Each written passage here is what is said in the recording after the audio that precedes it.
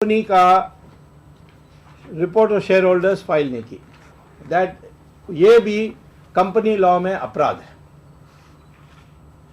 और वो कहते हैं rupees in 1000 gross income in 2005-2006 is 41.65 lakhs, नहीं 41.65 thousand, and 2004-5 में 23,019 23.19 thousand। ओके, बहुत अच्छा। अब इस कंपनी का ओनर उस समय और अभी भी आखिर तक राहुल गांधी 82% उसका शेयर था। अब चेंज करो पेज 8 में।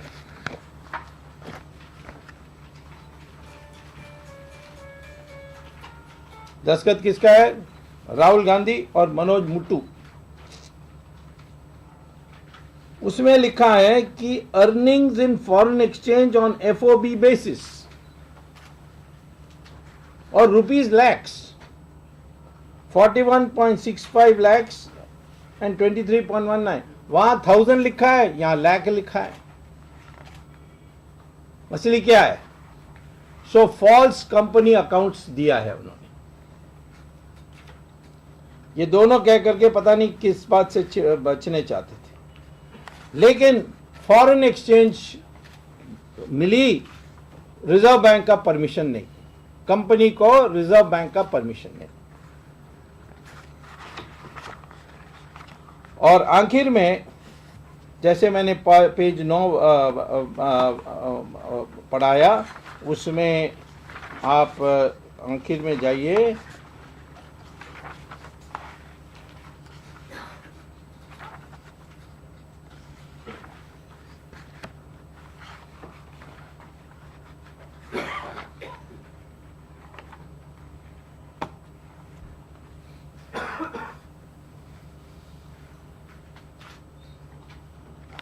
इस कंपनी 9 से आप 11 तक पढ़ोगे तो ये कंपनी को वाइंड अप करने के लिए इन्होंने एप्लीकेशन फाइल की थी। क्यों वाइंड अप किया? वाइंड अप करने के लिए भी लिखा है यहाँ, following details corporate etcetera,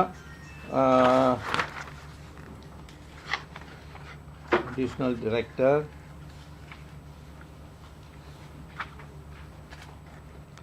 we have no dues nothing बोल के, details assets बोल के, submit this application and and found them true।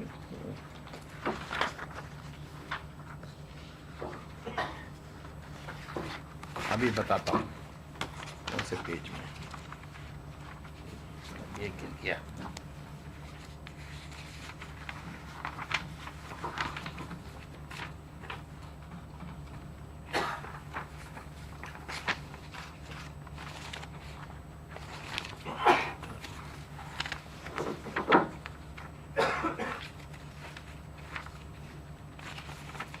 Company तो वाइंड अप हो गया, इसके कारण मैं बताता हूँ अभी। बट कारण यह है कि 2009 के लोकसभा में और 2004 के लोकसभा में राहुल गांधी ने जो एसेट्स का एफिडेविट में देना होता है कैंडिडेट को, उसमें इस कंपनी का नाम ही नहीं दिया। तो वो भी एक है।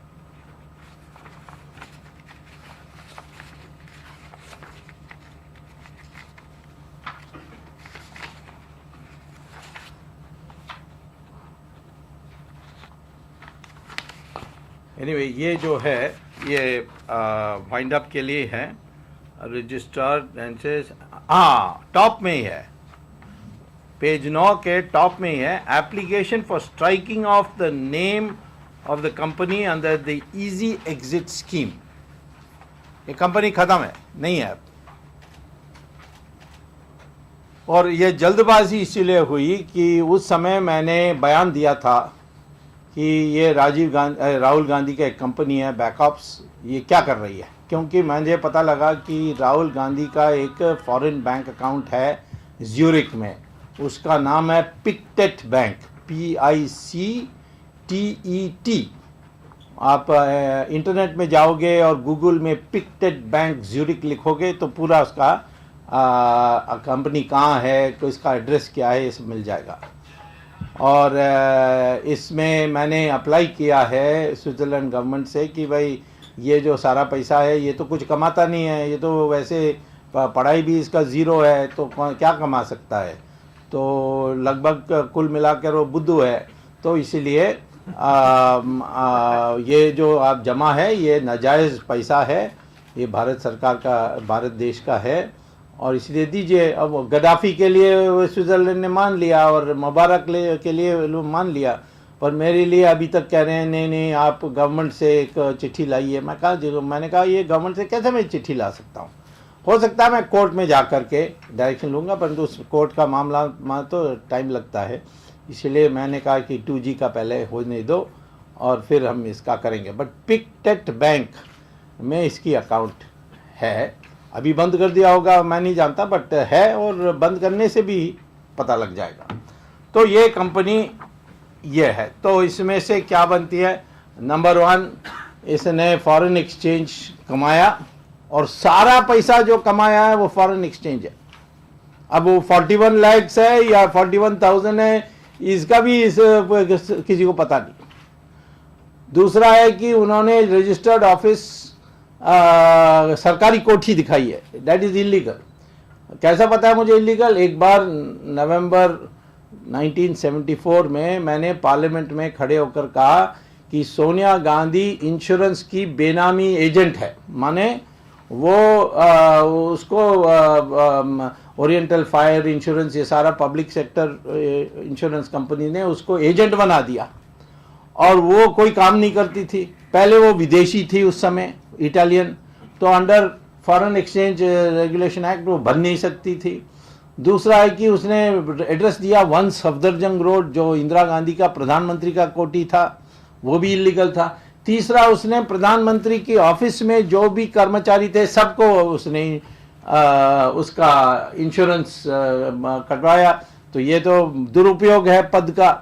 तो मैंने खड़े होकर कहा, उन दिनों में हम थोड़ा ज़्यादा दयालु थे, तो मैंने इंदिरा गांधी को कहा कि इसको इस्तीफा देने बोलो, नहीं तो मैं कोर्ट में पुलिस स्टेशन में जाकर कंप्लेंट डालूंगा। इंदिरा गांधी नेचुरली चिड़ी, वो वैसे पहले से भी चिड़ी हुई थी, तो बहुत चिड़ी, और फिर दूसरे दिन उसने कहा कि सोनिया गांधी ने भूल से, गलती से बन गई, और अब उसने इस्तीफा दे दिया। आपको चाहिए तो नवंबर 19 का इंदिरा गांधी का जन्मदिन था, वो 1974 का आप राज्यसभा का प्रोसीडिंग्स देखेंगे तो सारा विवरण क्वेश्चन आंसर में, क्वेश्चन आवर में मिल जाएगी आपको। तो ये इसकी आदत है ऐसा कि सरकार की पद को दुरुपयोग करना, सरकार का कोठी को दुरुपयोग करना।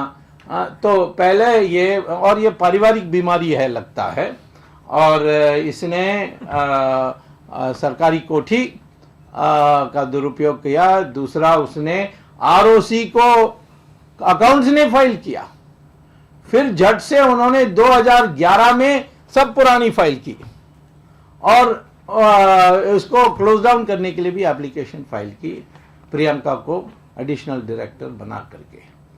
सो ये अनेक फ्रॉड हैं, इस पे हम तो कहते हैं प्रोब करो, इन्वेस्टिगेशन करो। मैं वैसे मोइली को लिखने वाला हूँ कि ये सारा कंपनी लॉ का फ्रॉड है।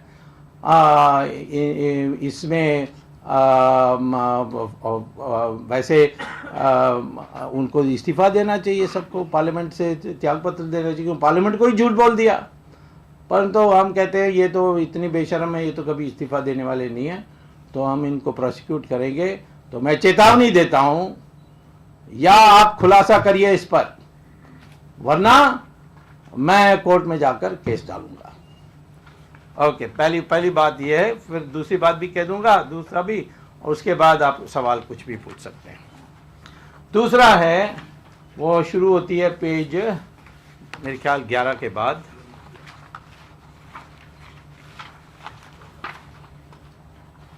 11 नहीं 13 की बात में क्या है, हाँ 14 से शुरू होती है। और ये आप लोगों के लिए पत्रकारों को थोड़ा दिलचस्पी होना चाहिए इसमें। क्या है कि 1938 में जवाहरलाल नेहरू ने एक कंपनी बनाई, नाम था एसोसिएटेड जर्नल्स लिमिटेड, और उन्होंने दो अखबारों को चलाया उसमें से, उसके ज़रिए। एक था नेशनल हेरल्ड, नाम सुना होगा, जो लोग आप बहुत नौजवान हैं नहीं सुना होगा, बट थोड़े उम्र के लोग तो निश्चित जानते हैं, नेशनल हेरल्ड। और दूसरा है उर्दू में कौमी आवाज़। अब दोनों नहीं चल रहे हैं, लेकिन आज़ादी प्राप्त करने के बाद ये जो ऑफिस है Herald house, 5A Bahadur Shah Zafar मार्ग, यहाँ टाइम्स ऑफ इंडिया भी है, इंडियन एक्सप्रेस भी था, पता नहीं है कि नहीं, अनेक अखबारों हैं, सबको स्पेशल अलॉटमेंट कंसेशनल बेसिस पर अलॉट करके आज वो नेशनल हेरल्ड हाउस का कीमत है 600 करोड़। बहुत सेंट्रल जगह में है, इनकम टैक्स के ऑफिस के बगल में एक्सेट्रा। तो ये पहला देखो पेज 14 में एसोसिएटेड जर्नल्स लिमिटेड मिल गया, that is different page,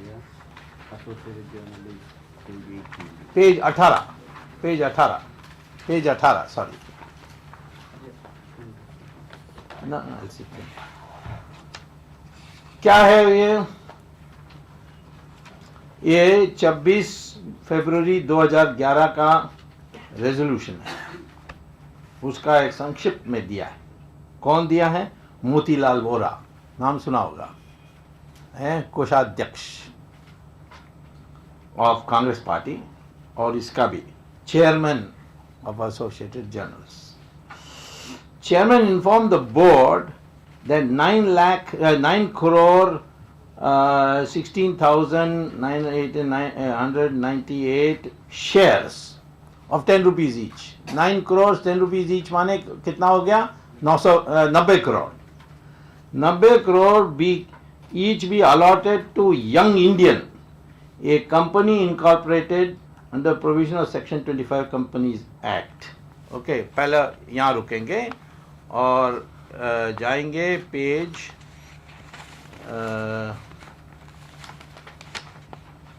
what is the last page of that? This one? No, not this page. This is what for? This must be 20 or something, no? All right, let me see. What number? This is 14? Yes. Okay. Next is 15. Next is 15. Very important.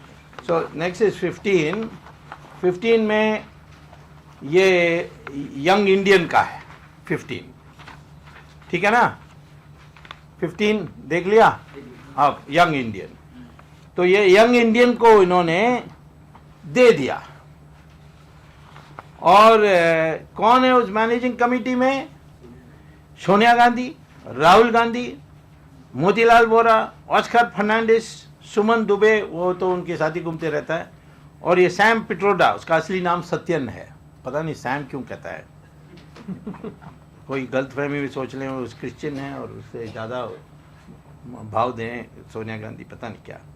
Anyway, but करता था तो सोनिया गांधी, राहुल गांधी, इनका company जो अभी फ़िलहाल बनी 2011 में, और वो क्या कहते हैं कि allotted to Young Indian, a company incorporated etcetera, in consideration of the extinguishment amount of 90 crore.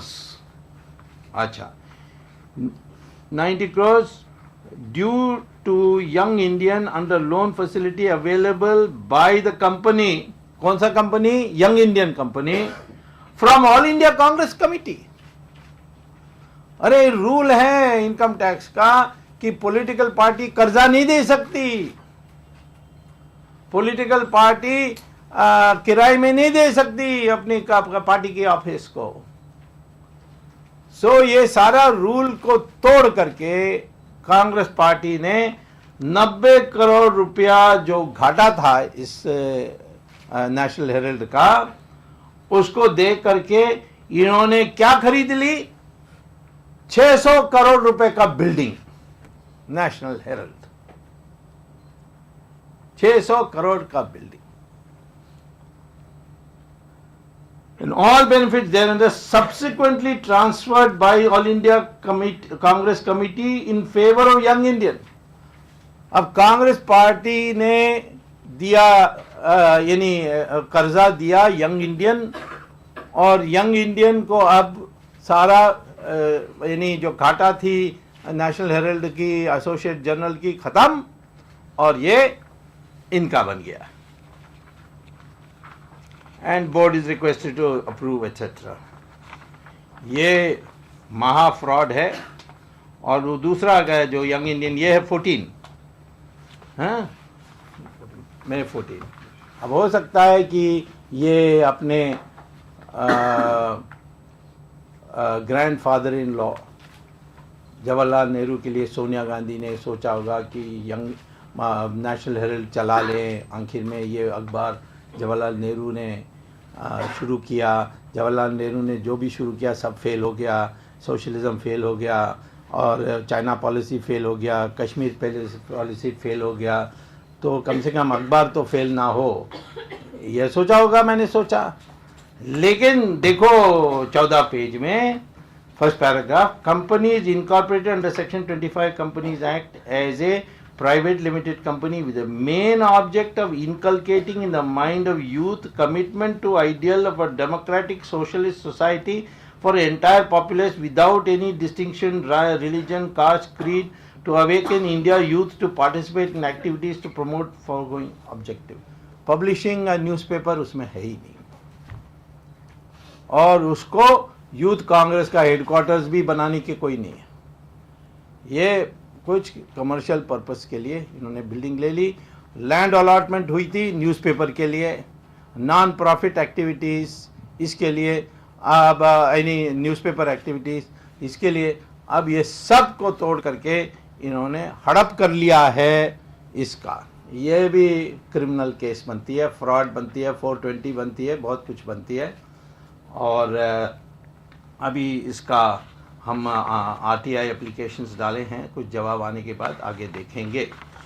तो कुल मिला करके 27 कंपनीज़ में मैंने 2 कंपनीज़ दी हैं, और इससे भी भयंकर हैं, परंतु वो उसका जो यानी जैसे वो पत्ता खोलते हैं ना वो गुलाब फूल का, वो उसमें से एक तरह निकलता है, या गुलाब फूल बहुत यानी खुशबू आती है प्याज का, वैसे आंसू भी आएगी और आप खोलते खोलते जाएंगे ऐसे। इसीलिए मैंने सोचा पहले प्रेस कॉन्फ्रेंस में थोड़ा सरल वाला हम करें, और मैं चाहता हूं कि सोनिया गांधी, राहुल गांधी दोनों इस्तीफ़ा दें, और इस पर एक SIT बैठाए जाए, क्योंकि विदेशी पैसा भी है इसमें, इसीलिए अनेक एजेंसीज को लाना पड़ेगा, वरना मैं कोर्ट में जाऊंगा। मैं केजरीवाल नहीं हूं कि मारो और भागो और दूसरा केस में चले जाओ, ऐसा नहीं है। तो हम इसमें पूरी तरीके से आखिर तक इसको ले जाएंगे। सोनिया गांधी का तो बड़ा इतिहास है चोरी करने का। पहले इंश्योरेंस एजेंट का चोरी किया, फिर मारुति का टेक्निकल डायरेक्टर बन के चोरी किया। उसमें गुप्ता कमीशन जो बैठी थी उन्होंने उनको दोषी ठहराया, परंतु इंदिरा गांधी वापस पावर में आ गई तो सारा रिपोर्ट दब गया। फिर उसने झूठे तरीके से वोटर बन गई जब वो सिटीज़न थी।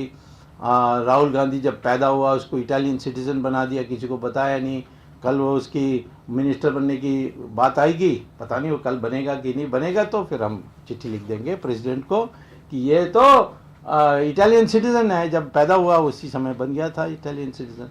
तो इस तरीके से सारे मिलाकर के सबसे महाभ्रष्ट परिवार है ये, और इसका पोल खोलने का प्रक्रिया आज से हमने अहमदाबाद में शुरू किया।